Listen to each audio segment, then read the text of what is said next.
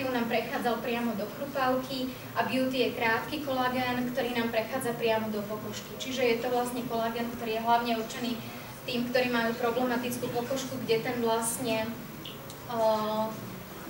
elastín a kolagén kvázi nedrží, tak práve pre tých je vlastne Verisol.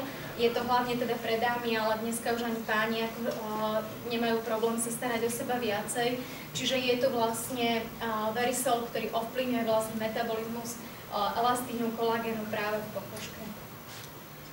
Okrem gelov, ktoré sú vlastne tu a ktoré si môžete prísť ku nám na stánok vyskúšať a vlastne môžete aj ochutnať čokoľvek, čo si z toho, čo som povedala, vlastne môžete vybrať a môžem vám porozprávať aj bližšie o tom, lebo toto sú základné informácie, tak spoločnosť Berien ide smerom zdravej výživy a toto je zo pár produktov, ktoré vlastne Berien začala inovatívne tvoriť. Je to raňajkové menu, je to proteín, ktorý je na báze iba rastlinných ingrediencií. Je tam mate čaj, ktorý je vlastne mačo čaj, ktorý je vlastne z organického pôvodu. Sú tam jahody, ananás, všetko organického pôvodu, ktoré je sušené, zastudená. Všetko je to strava a prístup, ktorý vlastne šetrne zhodnotil tú potravinu a krásne ju dal do nejakého obalu, aby zachovala všetky svoje výživové hodnoty, ktoré mala vlastne ešte ako plodina. Takže toto je, dotknem sa proteínového nápoja, obsahuje mandle, rýžu, slnečnicu, kokosový orech a vlastne brusnice. Je to 5 komponentov, ktoré sú čisto rastlinného charakteru. Maťovi som akurát teraz vysvetľovala, prečo používať tento proteín a vlastne ako funguje. Pri tých mojich deťoch, ktoré majú problém vlastne so vstrebávaním a majú častokrát problém vôbec akokoľvek nachytať tú svalovú hmotu, napriek tomu, že veľmi intenzívne cvičia a vlastne snažia sa postaviť na nohy, tak práve tento proteín je ten, ktorý je šetrný k ich telu, šetrný k ich tráveniu, ale zároveň je schopný im dotvoriť svalovú hmotu. Takže nielen živočíšne proteíny, ktoré v podstate vnímame my ako tie hlavné, že nám dotvoria tú svalovú hmotu, možno áno, je tam určite rýchlejší nástup tej svalovej hmoty pri živočíšnych bielkovinách.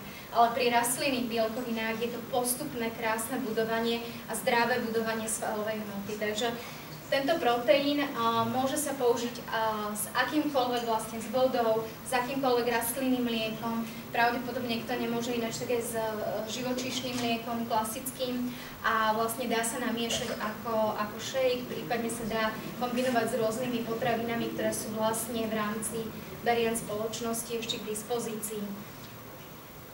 Dovolila som si tu ukázať také zhrnutie a takú vlastne dávkovaciu tabuľku. Tie gely sa dajú všetky navzájom kombinovať. To znamená, že je tam, keď sa ma niekto opýta, že ktorý gel si mám dať, alebo ľudia, ktorí sa nastavia na gely, tak hovorím, je úplne jedno, lebo všetky majú tú gelovú suspenznú technológiu, takže jedno, či si vezmem beauty na krásu, aj tak mi to urobí poriadok s mojou peristaltikou, aj tak mi to urobí poriadok s mojím cukrom, cholesterolom a keď si k tomu pridám ešte ten produkt, ktorý fakt cieľene viem, že mám vysoký cholesterol, alebo že mám problém so srdiečkom, alebo že proste potrebujem schudnúť, tak veľmi krásne si viem cieľene dosiahnuť ten proces, ktorý potrebujem v tom svojom telíčku. Takže to je na margo toho. A posledné alebo záverečné slajdy sú v podstate o tom, ako dávkovať a kedy dávkovať. Samozrejme tým, že v podstate pracujem v tej alternatívnej medicíne, tak máme svoje orgánové hodiny, kedy ktorý orgán vlastne ako intenzívne pracuje a vtedy, keď sa vieme sústrediť na to, ktorý gel vlastne kam patrí, ku ktorému orgánu, tak to vieme krásne ovplyvniť práve ešte aj tým našim biorytmom. Pre zaujímavosť aloe je napríklad výborné brať vlastne tak, ako keď idete pred tým spánkom. A prečo pred tým spánkom? Lebo potrebujete tie hormóny, ten rastový hormón a tak ďalej. Ale ešte aj preto, pretože aloe vlastne spôsobuje, že sa vám v noci najviac vlastne delia bunky. To znamená mitoza buniek, to znamená množenie je vlastne cez tú 24. hodinu a vy keď si dáte aloe, ktoré krásne regeneruje a naviac tvorí nové bunky, tak vlastne ešte o to viacej vlastne podporíte ten regeneračný proces. Takže to sú také malinké nuancy a ja sa budem tešiť, keď vás uvidím na stánku a a prídete ochutnať a budem vám môcť ešte ďalej dovysvetľovať konkrétne každému. Mne sa páčilo, raz som skončila takú prednášku v Ružombergu a prišiel za mnou jediný futbalista a hovorí, že je to aj pre celiatikov. A ja hovorím, že áno, je to aj pre celiatikov. A bol to Mišo Faško a potom sme ho počuli proste. Mišo Faško strelil 2 góly, zase Mišo Faško strelil gól, Mišo Faško je proste v Šamoríne.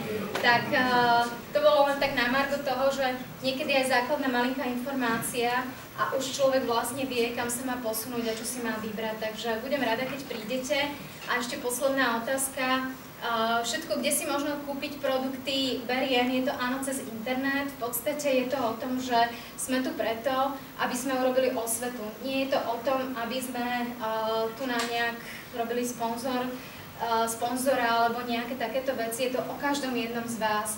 Každý jeden z vás sa vlastne nejakým spôsobom preventívne cíti diagnosticky, to znamená vie, čo má so sebou robiť, aby v tej 40-ke ako keby nebolo to športom k trvalej invalidite, ale aby to bolo preventívne. Takže vlastne každý jeden z vás si môžete nakupovať cez internet tieto veci priamo z Nemecka za veľkoobchodné ceny, len stačí prísť a všetky informácie porozprávame. Odporúčané dávkovanie som hovorila a podporuje Berien nejakých úspešných športovcov.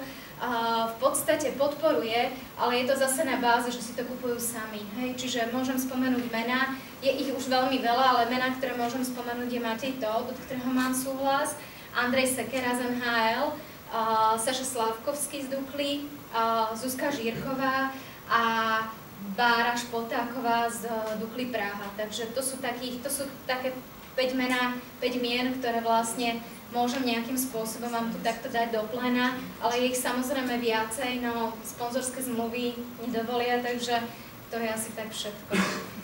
Takže ďakujem veľmi pekne a budem sa tešiť teda na vás, keď prídete.